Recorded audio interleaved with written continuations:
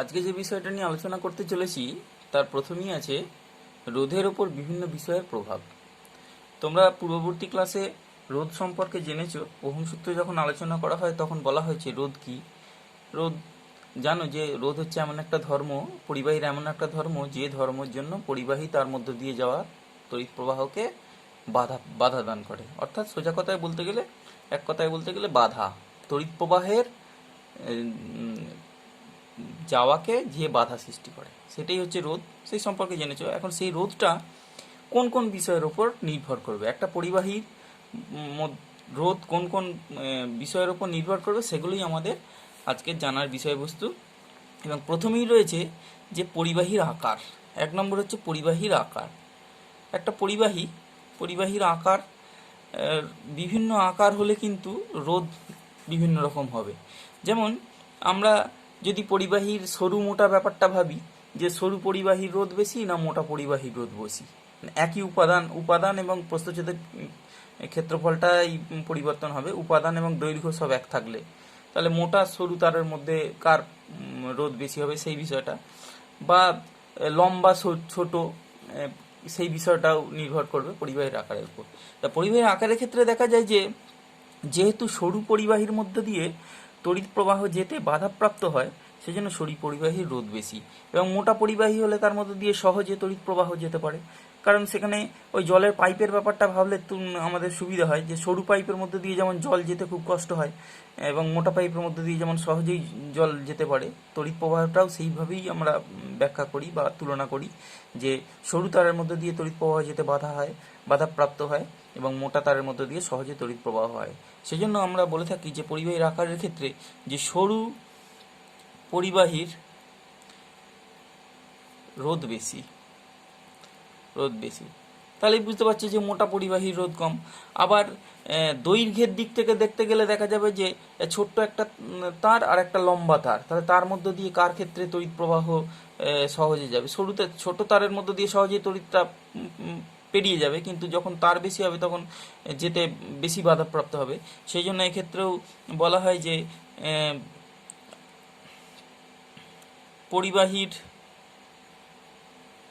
পরিবাহীর দৈর্ঘ্য বেশি হলে রোধ বেশি হবে।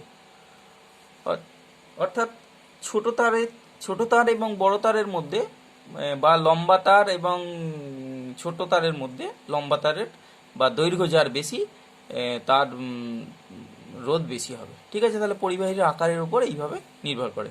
2 নম্বর পয়েন্ট আসছে যে পরিবাহীর উপাদানের ওপর নির্ভর করে। অবশ্যই উপাদানের ওপর নির্ভর করবে, এগুলো আমাদের মোটামুটি জানাই রয়েছে। আমরা জানি যে আমরা যখন তড়িৎ প্রবাহ পাঠানোর জন্য বা বর্তনী সৃষ্টির জন্য আমরা সবসময় দেখবে তামার তার ব্যবহার করছি, তামা, অ্যালুমিনিয়াম ব্যবহার করছি। যদিও লোহাও তড়িৎ পরিবহন করে, কিন্তু লোহা আমরা কম ব্যবহার করে থাকি, তামাটাই আমরা বেশিরভাগ ক্ষেত্রে ব্যবহার করে থাকি। কারণ উপাদান এক্ষেত্রে একটা ফ্যাক্টর, কারণ বিভিন্ন উপাদানের পরিবাহীর ক্ষেত্রে বাধা দান বা রোধ বিভিন্ন রকম হয়ে থাকে। বাকি অন্যান্য ফ্যাক্টরগুলো যদি স্থির থাকে, অর্থাৎ আকার, উষ্ণতা বা অন্যান্য যে বিষয়বস্তুগুলো সেগুলো যদি স্থির থাকে, তাহলে দেখা যায় যে বিভিন্ন উপাদানের পরিবাহীর রোধ কিন্তু বিভিন্ন। যেমন আমরা জানি যে এই রূপা, সবচেয়ে ভালো পরিবাহী হচ্ছে রূপা, তারপর হচ্ছে সোনা, অ্যালুমিনিয়াম, তামা, এরা কিন্তু সহজে তড়িৎ পরিবহন করতে পারে। সেই জন্য এগুলোকে আমরা সুপরিবাহী বলি, কারণ এদের রোধ কম। সুপরিবাহী অর্থাৎ এদের রোধ কম, সহজেই তড়িৎ চলাচল করতে পারে, সেই জন্য এগুলোকে আমরা সুপরিবাহী বলে থাকি। আবার অন্যদিকে দেখা যাবে কাগজ, কাঁচ, রাবার ইত্যাদি, এগুলো কুপরিবাহী বা অন্তরক বলে থাকি। কুপরিবাহী বা অন্তরক বলা হয়, এদের কিন্তু রোধ খুব বেশি হয়, এদের ক্ষেত্রে রোধ খুব বেশি, এদের মধ্য দিয়ে তড়িৎ প্রবাহিত হতেই পারে না। ঠিক আছে, এরকম সুপরিবাহী কুপরিবাহী হয়, অর্থাৎ বিভিন্ন উপাদান যখন পাল্টে যাচ্ছে তখন তার মধ্য দিয়ে তড়িৎ প্রবাহটা কম হবে না বেশি হবে, বা তড়িৎ প্রবাহ আদৌ হবে কি হবে না সেটা কিন্তু নির্ভর করে যাবে উপাদানটার ওপর। তাহলে এটা গেল পরিবাহীর উপাদান। 3 নম্বর হচ্ছে পরিবাহীর উষ্ণতা। পরিবাহীর উষ্ণতা, উষ্ণতাও কিন্তু পরিবাহীর রোধের ক্ষেত্রে উষ্ণতা একটা মূল ফ্যাক্টর। যে সাধারণত কি হয়, সাধারণত পরিবাহীগুলোর ক্ষেত্রে বা সুপরিবাহীগুলোর ক্ষেত্রে বা ধাতুর ক্ষেত্রে পরিবাহীর উষ্ণতা যদি বাড়ে, উষ্ণতা বাড়লে রোধও বেড়ে যায়, রোধ বৃদ্ধি পায় সাধারণত যে সমস্ত যেগুলো আমরা পরিবাহী হিসাবে ব্যবহার করে থাকি তাদের ক্ষেত্রে সাধারণত উষ্ণতা বাড়লে রোধ বাড়ে এবং উষ্ণতা কমলে রোধ কমে। ঠিক আছে, তা এইভাবে কিন্তু হয়, কিন্তু এর ক্ষেত্রে ব্যতিক্রম রয়েছে। ব্যতিক্রম যেমন আমরা ঠিক এর উল্টো ঘটনা ঘটে, যেমন তড়িৎ বিশ্লেষ্য পদার্থ, তড়িৎ বিশ্লেষ্য ব্যতিক্রম।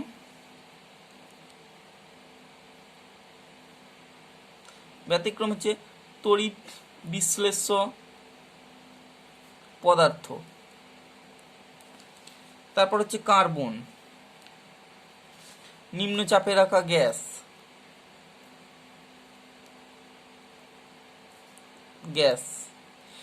এদের ক্ষেত্রে কি হয়, এদের ক্ষেত্রে উষ্ণতা বৃদ্ধি পেলে, এদের ক্ষেত্রে উষ্ণতা বাড়লে রোধ কমে। এগুলো ব্যতিক্রম উষ্ণতার উপর। উষ্ণতা কিভাবে পরিবাহী রোধকে প্রভাবিত করতে পারে সেটা এইভাবে আমাদেরকে মনে রাখতে হবে। এক্ষেত্রে আমাদের একটা জেনারেল ফর্মুলা রয়েছে যে এরকম হয় সম্পর্কটা, যে উষ্ণতার সঙ্গে কীরকম সম্পর্ক, যে যদি 0 ডিগ্রি সেলসিয়াস উষ্ণতায় কোনো পরিবাহীর রোধ R0 ধরা হয় এবং উষ্ণতা বাড়িয়ে যদি T ডিগ্রি সেলসিয়াস করা হয়, এর ফলে যদি ওর রোধটা RT হয়, তাহলে RTর সঙ্গে R0 বা R0 যে সম্পর্কটা রয়েছে সেটা হচ্ছে RT ইজ ইকুয়াল টু, এটা একটা ফর্মুলা অনুযায়ী হিসেব করা হয়, RT is equal to R0 into 1 plus alpha T plus beta T square. এরকম একটা সম্পর্ক আমাদের মনে রাখতে হয়। পরবর্তীতে এটা বিস্তারিত আলোচনা করা হবে, যেখানে আলফা এবং বিটা হচ্ছে ধ্রুবক রাশি, ধ্রুবক। ঠিক আছে, এরকম একটা সম্পর্ক দিয়ে উষ্ণতার সঙ্গে আমাদের পরিবাহী রোধের সম্পর্ক প্রকাশ করা হয়। এটা গেল পরিবাহী উষ্ণতা। এছাড়াও আমাদের আরও কয়েকটা বিষয় একটু মনে রাখতে হয়, যে চাপের ওপর নির্ভর করে। চাপের উপর কিভাবে, চাপের উপর নির্ভরশীলতা দেখা গেছে কিছু, এগুলো কিন্তু ব্যতিক্রমী বিষয়বস্তু। যে দেখা গেছে যে কার্বন গুঁড়ো বা কাঠকয়লাকে, কার্বন গুঁড়োকে যদি চাপ দেওয়া হয়, চাপ প্রয়োগ করলে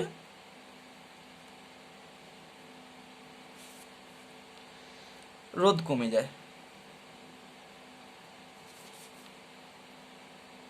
ঠিক আছে, তাহলে কার্বন গুঁড়োকে যদি চাপ দেওয়া হয়, অর্থাৎ এক্ষেত্রে কি দেখতে পাচ্ছি, যে চাপ প্রয়োগ করলে রোধ কমছে, অর্থাৎ রোধটা চাপের ওপর নির্ভরশীল হয়ে পড়ছে, এরকম আর কি। তাহলে আমাদের চাপের ওপর নির্ভরশীলতা বললে এরকম কিছু ব্যতিক্রম ব্যাপার রয়েছে। এছাড়া রয়েছে আমাদের আলোর প্রভাব রয়েছে। আলোর প্রভাব মানে আলো কি কোনো পরিবাহী রোধকে প্রভাবিত করতে পারে, সেটাই এখানে দেখানো হচ্ছে, যে আলোর প্রভাব কিভাবে। হ্যাঁ, আলোর প্রভাব পড়ে। সেটা হচ্ছে, দেখা গেছে যে সেলেনিয়াম ধাতুর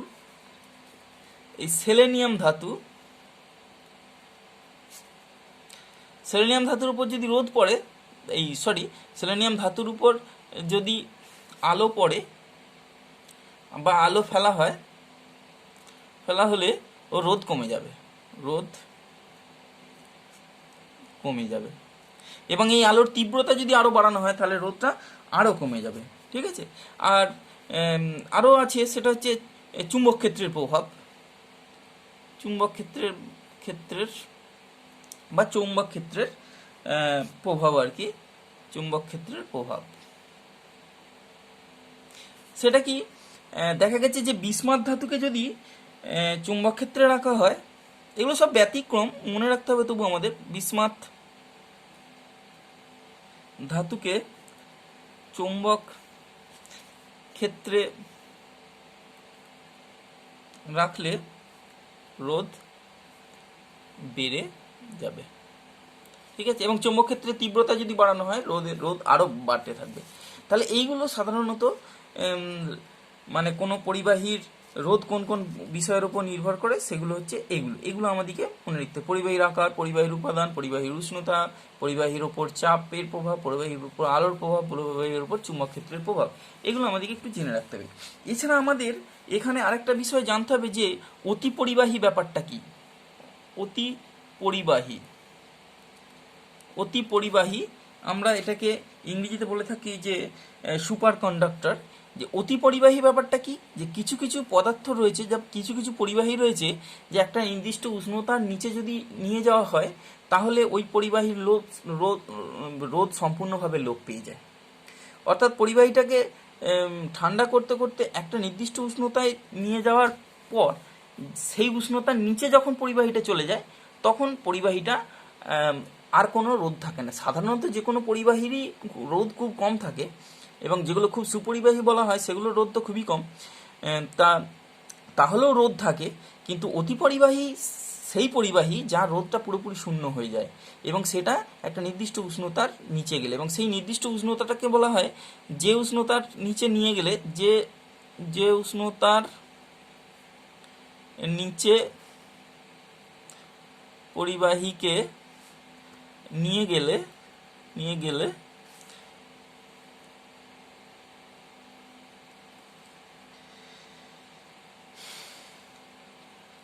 পরিবাহী রোধ শূন্য হয়ে যায় সেই উষ্ণতাটাকে বলা হয়, তাকে বলা হয় সংকট উষ্ণতা। সংকট উষ্ণতা ইংরেজিতে বলা হয় ক্রিটিক্যাল টেম্পারেচার, সংকট উষ্ণতা। এবার সংকট উষ্ণতার নিচে নিয়ে গেলেই পরিবাহী ও অতি পরিবাহীর মতো কাজ করে। যে এখানে উদাহরণ হিসেবে দেখা গেছে যে 4.2 কেলভিন এর নিচে পারদ অতি পরিবাহীর মতো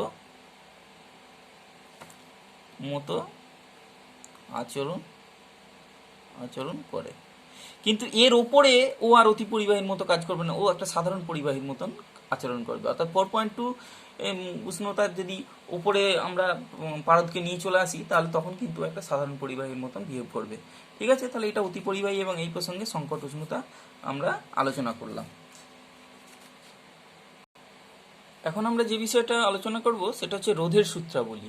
রোধের সূত্রাবলী কি? সেটা হচ্ছে এরকম সূত্রাবলী যে উষ্ণতা, উপাদান এবং যদি প্রস্থচ্ছেদের ক্ষেত্রফল, কোনো পরিবাহীর আর কি, প্রস্থচ্ছেদের ক্ষেত্রফল যেটাকে ক্যাপিটাল এ দিয়ে প্রকাশ করা হয়, উষ্ণতা, উপাদান, প্রস্থচ্ছেদের ক্ষেত্রফল অপরিবর্তিত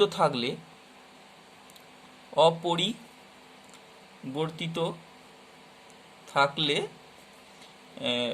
পরিবাহী রোধ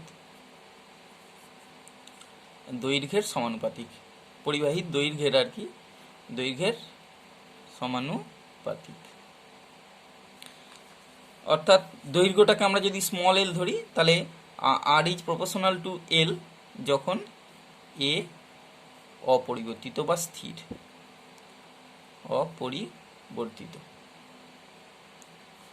যখন এ অপরিবর্তিত, তার সঙ্গে উষ্ণতা, উপাদান দুটোই অপরিবর্তিত থাকবে।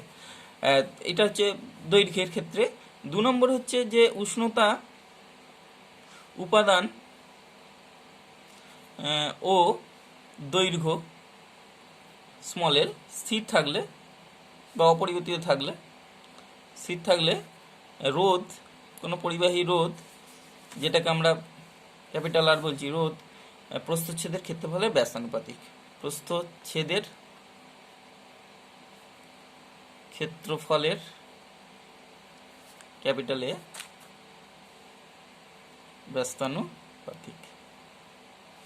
অর্থাৎ এটাকে লিখলে হবে আর ইজ প্রপোর্শনাল টু 1/a যখন এল স্থির বা সরি হ্যাঁ ঠিক আছে এল স্থির, ঠিক আছে। তাহলে এই দুটোকে এবার আরও রয়েছে উপাদানের ক্ষেত্রেও বিভিন্ন 3 নম্বর এরকম যে উষ্ণতা, দৈর্ঘ্য ও প্রস্থচ্ছেদের ক্ষেত্রফল স্থির থাকলে রোধ পরিবাহীর উপাদানের উপর নির্ভরশীল। পরিবাহীর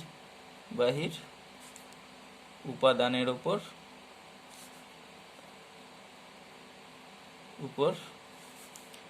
নির্ভরশীল, অর্থাৎ বিভিন্ন উপাদানে আগে একটু আলোচনা করেছি, এই বিষয়টা নিয়ে আলোচনা করেছি।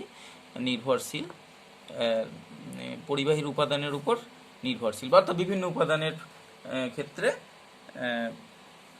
আলাদা আলাদা রোধ হয়। তাহলে এই যে দুটো সম্পর্ক আর ইজ প্রপোর্শনাল টু এল এবং আর ইজ প্রপোর্শনাল টু 1/a, এই দুটোকে একত্রিত করলে পাই যেটা, সেটা হচ্ছে R is whole proportional to l/a, or R is equal to proportional চিহ্ন তুলে সমান চিহ্ন দিলে একটা ধ্রুবক রাশি আসে, সেটাকে রো ধরা হয়, রো l/a, যেখানে রো সমান হচ্ছে এটা একটা সমানুপাতিক ধ্রুবক, একে বলা হয় রোকে পরিবাহীর রোধাঙ্ক বা আপেক্ষিক রোধ বলা হয়, ঠিক আছে। এই রো যে সমানুপাতিক ধ্রুবক তার একটা পরিচয় রয়েছে, সে হলো রোধাঙ্ক বা আপেক্ষিক রোধ। এবং এখান থেকে এই রোধাঙ্ক রো ইজ ইকুয়াল টু আমরা এখান থেকে পেয়ে যাব rho is equal two RA/L, এই সম্পর্ক থেকে আমরা পেয়ে যাচ্ছি rho is equal two RA/L। এবং এখান থেকে রো এর আমরা সংজ্ঞা পেয়ে যাব, রো এর সংজ্ঞা বা রোধাঙ্কের সংজ্ঞা, বা এখানে রোধাঙ্কের সংজ্ঞা আমরা এখান থেকে আমরা পেয়ে যাব, ঠিক আছে। সেটা কি, আমরা যদি এই সম্পর্কে a is equal to 1, l is equal to 1 বসাই, তখন দেখো rho is equal to r হবে। অর্থাৎ কি, একটা পরিবাহী যার প্রস্থচ্ছেদের ক্ষেত্রফল একক, দৈর্ঘ্য একক যদি ধরা হয়, তাহলে সেই পরিবাহীর রোধটাই হবে রোধাঙ্কের সমান। সেই জন্য আমরা রোধাঙ্কের সংজ্ঞা হিসাবে কি বলি, যে একক দৈর্ঘ্য ও একক প্রস্থচ্ছেদের ক্ষেত্রফল বিশিষ্ট কোনো পরিবাহীর রোধকেই রোধাঙ্ক বলা হয়। এছাড়া এটাকে এইভাবেও লেখা হয়, দেখো যখন পরিবাহীর দৈর্ঘ্য একক হয়ে যাচ্ছে, প্রস্থচ্ছেদের ক্ষেত্রফল একক হয়ে যাচ্ছে, তখন সেটা একটা একক ঘনক হয়ে দাঁড়িয়ে যাবে। সেই জন্য এইভাবেও আমরা এটাকে বলে থাকি যে কোনো একক ঘনকের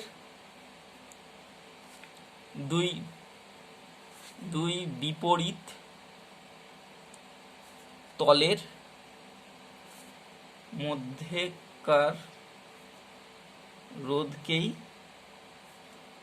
রোধাঙ্ক বলা হয়, ঠিক আছে। তাহলে এখান থেকে আমরা রোধাঙ্কের সংজ্ঞা পেয়ে গেলাম, এবং এই সম্পর্ক থেকে আমরা রোধাঙ্কের এককও বের করে ফেলবো। রো এর একক কি, দেখো রো ইজ ইকুয়াল টু আমরা কি পেয়েছি RA/L। এখন এখানে যদি আমরা সবকটা মান একক বসিয়ে দিই, দেখো এরকমভাবে আমরা যখন সিজিএসে বসাবো এবং এসআই পদ্ধতিতে বসালে এইভাবে এসে যাবে যে রো এর একক আর এর একক ওহম, এ এর একক হচ্ছে সিজিএসে সেন্টিমিটার স্কোয়ার, এবং এল এর একক সেন্টিমিটার, এটা সিজিএসে। তাহলে কি দাঁড়িয়ে যাচ্ছে, এটা দাঁড়িয়ে যাচ্ছে দেখো ওহম, সেমি আর এখানে স্কোয়ার কেটে যে ওহম সেমি এসে যাবে, ঠিক আছে। এটা সিজিএস পদ্ধতিতে। এবং এসআই পদ্ধতিতে এখানে ওহম বসবে, এবং এখানে মিটার স্কোয়ার বাই মিটার স্কোয়ারের সঙ্গে মিটার একটা কেটে যে ওহম মিটার হয়ে যাবে। এবং এসআই পদ্ধতিতে হবে হবে ওহম মিটার, ঠিক আছে। ও এইচ এম, এটা ওহম এর চিহ্ন, ও এই এরমভাবেও লেখা যায় যে OHM মিটার, এরকমভাবেও লেখা যায়। তাহলে এইটা আমরা পেয়ে গেলাম রোধাঙ্কের একক এখান থেকে আমরা পেয়ে গেলাম। এখন এইরকম প্রশ্ন আমাদের উত্তর করতে হয় যে মনে করো বলা হলো যে 20°C উষ্ণতায় এই রূপার রোধাঙ্ক দেওয়া রয়েছে 1.65 × 10⁻⁶ ওহম সেমি। এটা বলতে কি বোঝো? বলতে কি বোঝায়, বলতে কি বোঝো বা বোঝায়, কি বোঝায়? ঠিক আছে, রূপার রোধাঙ্ক, রূপার রোধাঙ্ক 20°C উষ্ণতায়, এটা বলতে কি বোঝায়? এটা কিছুই নয়, এইটার সঙ্গে সিমিলারিটি রেখে যে একটা এমন রূপোর দণ্ড নেব যার প্রস্থচ্ছেদের ক্ষেত্রফল একক, প্রস্থচ্ছেদের ক্ষেত্রফল 1 সেন্টিমিটার স্কোয়ার, দৈর্ঘ্য 1 সেন্টিমিটার, এরকম যদি একটা রূপার তার নেওয়া হয় বা একটা যদি রূপার একক ঘনক নেওয়া হয় যার দৈর্ঘ্য, প্রস্থ এবং উচ্চতা সবই 1 সেন্টিমিটার করে, তাহলে তার এর রোধকে প্রস্থচ্ছেদের ক্ষেত্রফল 1 সেন্টিমিটার স্কোয়ার এবং দৈর্ঘ্য 1 সেন্টিমিটার, এরূপ রূপার তারের রোধ হবে 1.65 × 10⁻⁶ ওহম, এরকম। অথবা 1 সেন্টিমিটার দৈর্ঘ্য, 1 সেন্টিমিটার প্রস্থচ্ছেদ, এই 1 সেন্টিমিটার দৈর্ঘ্য, 1 সেন্টিমিটার প্রস্থ এবং 1 সেন্টিমিটার উচ্চতা বিশিষ্ট একটা রূপার ঘনকের দুই বিপরীত তলের মধ্যে রোধ হচ্ছে 1.65 × 10⁻⁶ ওহম। এইভাবে আমাদের প্রশ্নের উত্তর এইভাবে করতে হতে পারে। এবং এই রোধাঙ্কের টেবিল হয়, রোধাঙ্কের একটা টেবিল থাকে বিভিন্ন ধাতুগুলোর বা বিভিন্ন পরিবাহীগুলোর যে রোধাঙ্ক রয়েছে তার একটা টেবিল হয়, এবং সেই টেবিল অনুযায়ী দেখা যায় যে রূপার রোধাঙ্ক সবচেয়ে কম। সেই জন্য রূপা যতগুলো পরিবাহী রয়েছে তার মধ্যে রূপা সবচেয়ে বেস্ট পরিবাহী এবং সবচেয়ে ভালো পরিবাহী রূপা। সেই রোধাঙ্কের টেবিল থেকেই আমরা সেটা দেখতে পেয়ে যাব। এখন আমরা দেখে নেব পরিবাহীর পরিবাহিতা বলতে কি বোঝায়। পরিবাহীর পরিবাহিতা, পরিবাহীর পরিবাহিতা যেটাকে আমরা কে লিখছি, তা পরিবাহীর পরিবাহিতা বলতে কি বোঝায় সেটা হচ্ছে যে পরিবাহীর পরিবাহিতা হচ্ছে রোধের অনন্যক। ঠিক আছে, রোধের অনন্যককেই পরিবাহীর পরিবাহিতা বলা হয়। যদি এখানে আমরা লিখছি যে রোধের অনন্যককেই পরিবাহীর পরিবাহিতা বলা হয়। তার মানে এই নিয়ম অনুযায়ী তাহলে কে যদি পরিবাহিতা ধরা হয় তাহলে 1/r = কে হয়ে যাবে অনন্যক। এইভাবে আমরা পরিবাহিতা, আসলে এই পরিবাহিতার ব্যাপারটা কি, যে এই পরিবাহিতা দ্বারা বোঝানো হয় যে কোনো পরিবাহীর মধ্য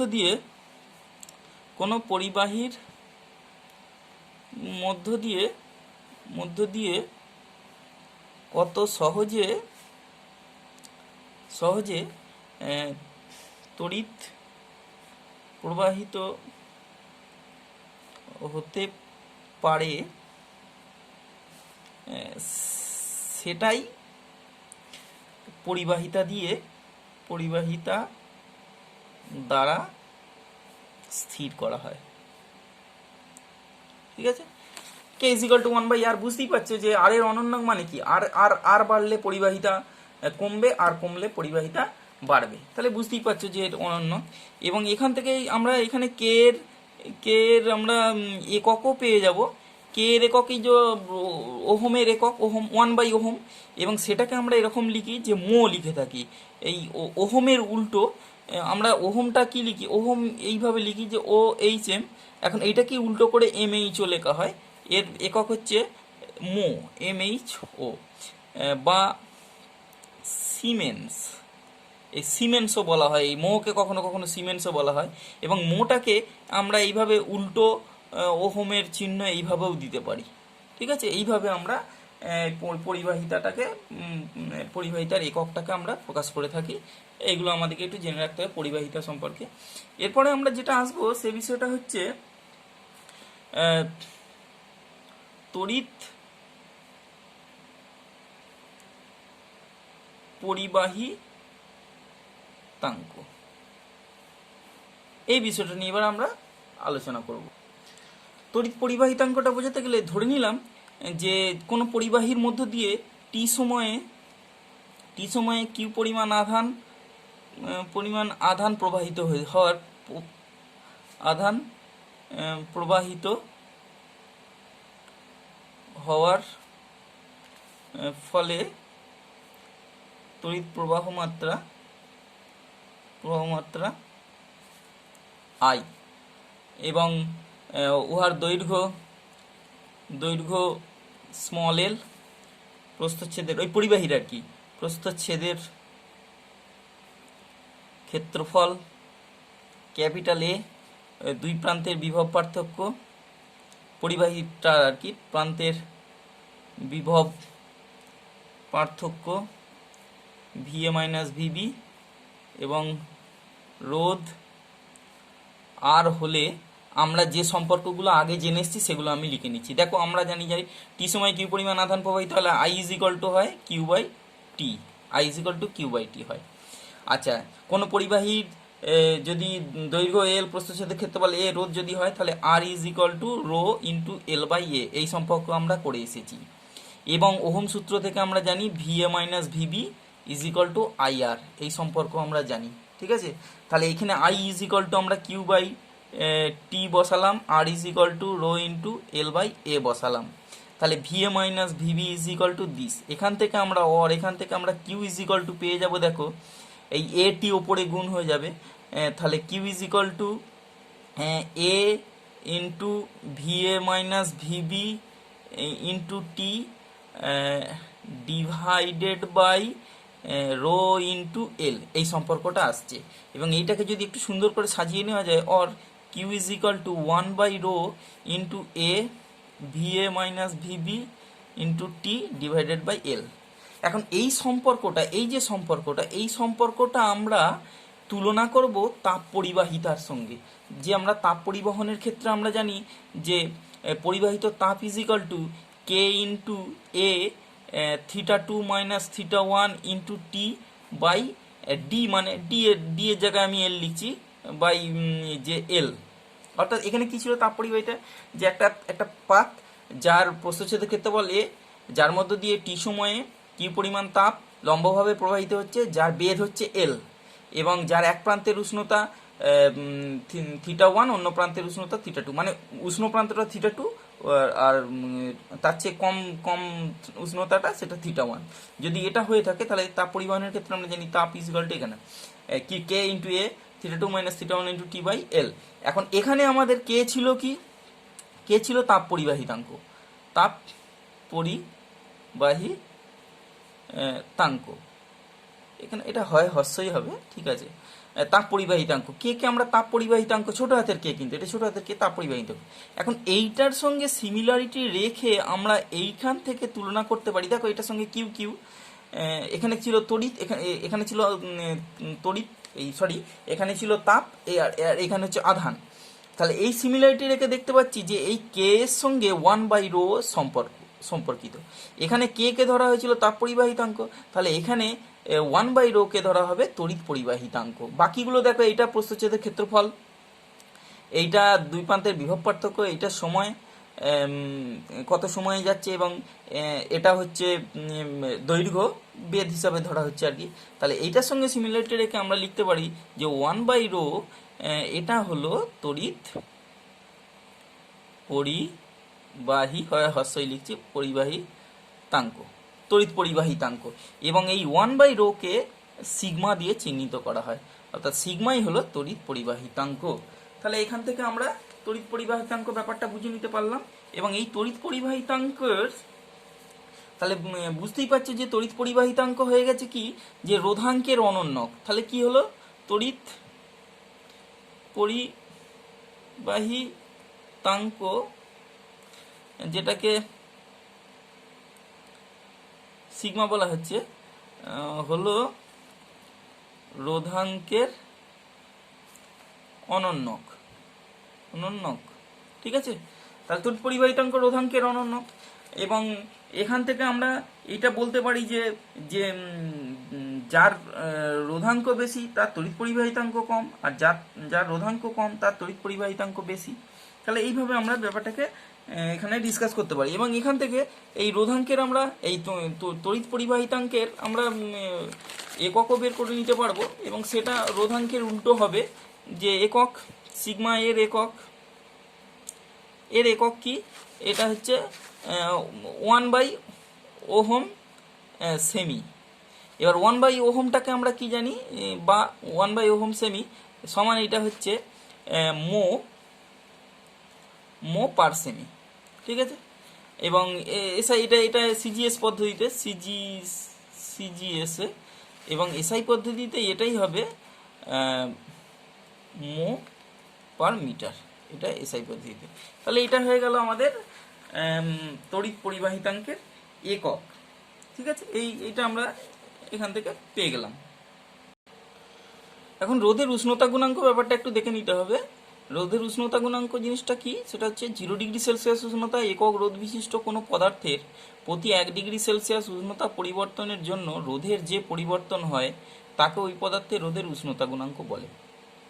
অর্থাৎ এইখানে ব্যাখ্যাটা এরকম করলে হয় যে ধরি 0 ডিগ্রি সেলসিয়াস, আগে বলছিলাম যেটা, যে পরে বলবো এই সম্পর্কটা, যখন উষ্ণতার সঙ্গে রোদের যে সম্পর্কটা ছিল সেখানে একটা সমীকরণ লিখেছিলাম, সেই প্রসঙ্গেই আর কি এখানটা একটু আলোচনা, যে 0 ডিগ্রি সেলসিয়াস উষ্ণতায় কোনো একটা পদার্থের রোধ ধরা গেল R0, ওই পদার্থটার উষ্ণতা T ডিগ্রি সেলসিয়াস যখন বাড়ানো হলো তখন ওর রোধ হয়ে গেল RT। যদি 0 ডিগ্রি সেলসিয়াস উষ্ণতায় রোধ R0 এবং T ডিগ্রি সেলসিয়াস উষ্ণতা বাড়ানোর ফলে রোধ যদি RT হয়, তাহলে আমাদের রোধের উষ্ণতা গুণাঙ্কের সংজ্ঞা থেকে আমরা লিখতে পারি যে রোধের উষ্ণতা গুণাঙ্ক, অতএব রোধের উষ্ণতা গুণাঙ্ক যেটাকে আলফা দিয়ে প্রকাশ করা হয়, আলফা ইজ ইকুয়াল টু রোধের পরিবর্তন বাই 0 ডিগ্রি সেলসিয়াস উষ্ণতায় রোধ ইন্টু উষ্ণতার পরিবর্তন, ঠিক আছে। তাহলে অতএব আলফা ইজ ইকুয়াল টু কি হচ্ছে, রোধের পরিবর্তন কি, R0 থেকে RT তে গেছে, তাহলে RT মাইনাস R0 হচ্ছে রোধের পরিবর্তন। 0 ডিগ্রি সেলসিয়াস উষ্ণতায় রোধ R0 ইন্টু উষ্ণতার পরিবর্তন 0 ডিগ্রি থেকে T তে গেছে, তার মানে T minus 0 is equal to T হয়। তার মানে alpha is equal to RT minus R0 divided by R0 into T। তাহলে এটাই হয়ে গেল আমাদের রোধের উষ্ণতা গুণাঙ্ক। এবং এখান থেকে আলফা এর এককও আমরা বের করতে পারবো। এর একক কি হবে দেখো, এই যে RT মাইনাস R0 মানে রোধের একক, এটা রোধের বিয়োগফল মানে রোধের একক, সেটা হচ্ছে ohm, divided by R0 ohm into T হচ্ছে টেম্পারেচার ডিগ্রি সেলসিয়াস। তাহলে এখান থেকে আমরা পেয়ে গেলাম 1/ডিগ্রি সেলসিয়াস, মানে পার ডিগ্রি সেলসিয়াস, বা এরকম পার ডিগ্রি সেলসিয়াস। এইটাই হয়ে গেল আমাদের আলফা বা রোধের উষ্ণতা গুণাঙ্কের একক। এবং এক্ষেত্রে এইটা একটু জেনে রাখবে যে আলফা এর মান ধনাত্মকও হতে পারে, ধনাত্মক বা ঋণাত্মক। কখন হবে ঋণাত্মক? আলফা এর মান ধনাত্মক বা ঋণাত্মক হওয়া কখন হবে? আচ্ছা, যে আমরা আগে আলোচনা করে এসেছি যে উষ্ণতার ক্ষেত্রে দেখেছি যে কিছু কিছু পদার্থ, মূলত বেশিরভাগ ধাতুগুলোর ক্ষেত্রে কি হয়, যে উষ্ণতা বৃদ্ধি পেলে রোধ বেড়ে যায়। তা উষ্ণতা বৃদ্ধি পেলে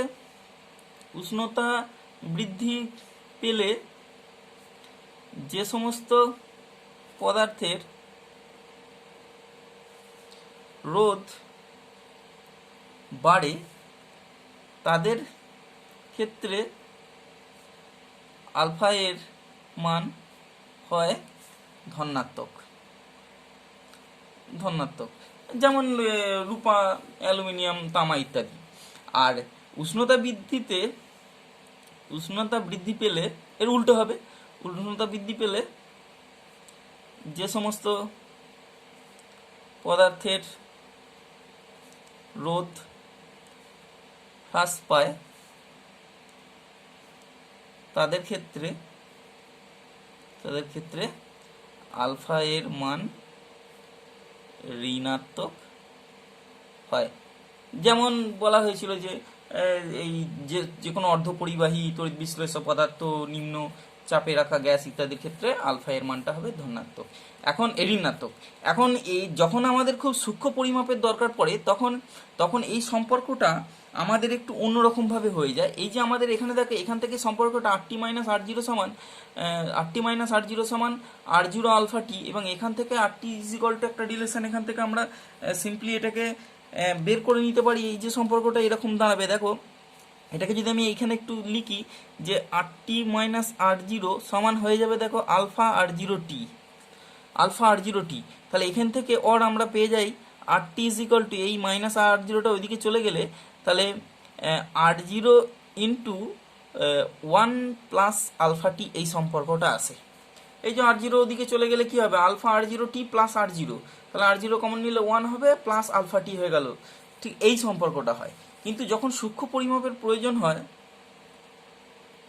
সূক্ষ্ম পরিমাপের প্রয়োজন হলে এই RT যে সম্পর্ক প্রয়োজন হলে RT is equal to R0 into 1 plus alpha T, এই